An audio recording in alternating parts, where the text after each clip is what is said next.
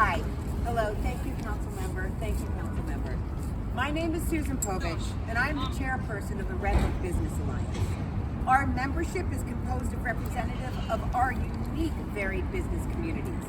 We are home to a working waterfront, manufacturing, last mile distribution, nonprofits, fabricators, artists, restaurants, shops, bars, and service businesses, and the most beautiful views of the harbor and the Statue of Liberty. We have no local subway, 2 buses, and a ferry. Red Hook's vibrant mixed industry working waterfront economy stands often at the crossroads of opportunity and crisis.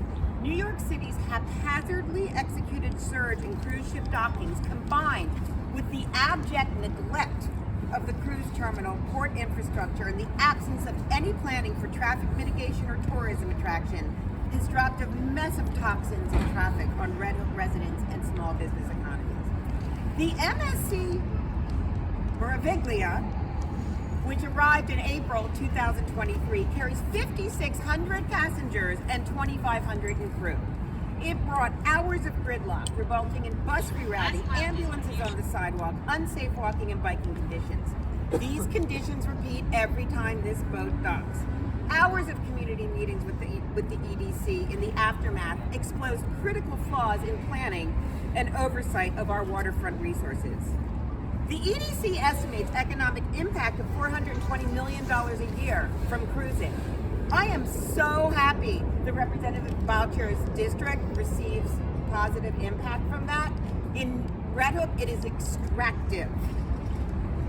The Red Hook retail businesses and restaurants earn 80% of their revenue from May 1st through September, when locals and tourists tend to take a day trip to Red Hook. This coincides with the heaviest cruising days. The traffic congestion this past year during the peak month resulted in retail business declines across the entire neighborhood. My personal business, one of the busiest restaurants in Red Hook, the Red Hook Lobster Pound, could not open on time on numerous occasions when the Meraviglia was docked because our employees could not get to work. We have one street in and one street out. We can't take 5,000 cars on top of the last mile warehouse buses. I can also personally report on 2 hands the number of cruise ship passengers that made it into my restaurant last year, even though I was the closest full-service restaurant to the cruise port.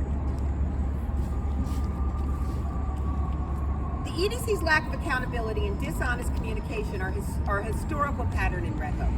We fought years for shore power. As Adam said, my daughter was 2 when we got it. She's 19. The shore power is it's not used a lot because it doesn't really work.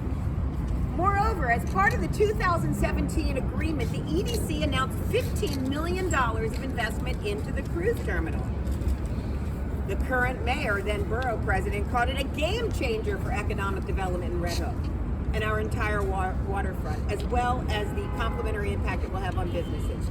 Guess what? The money wasn't invested, and this past February, when they announced the new agreement, they moved the $15 million to Manhattan. I don't know if any of y'all have been to the Red Hook Cruise Terminal, but the only advertisement for New York City or our local businesses is a big sign that says, "Welcome to Brooklyn, Marty Markowitz."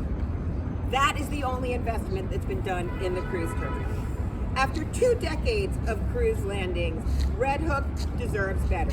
The EDC cannot be allowed to keep continuing to create agreements or accepting investments on behalf of the Brooklyn Cruise Terminal without City Council oversight or legislation. The precious working waterfront in Red Hook and the Red Hook community, our small businesses and job seekers, deserve better and now require the formal protections codified by law in Intro 4.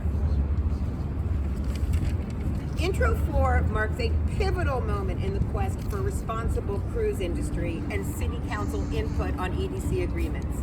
Beyond Red Hook, it's a beacon for a future where economic growth harmonizes with environmental and community and economic health. Thank you, thank you, thank you, Councilman Aviles. Thank you, Councilman Boucher. We've been waiting a long time for this, and we can't wait to go inside and tell the council how we feel.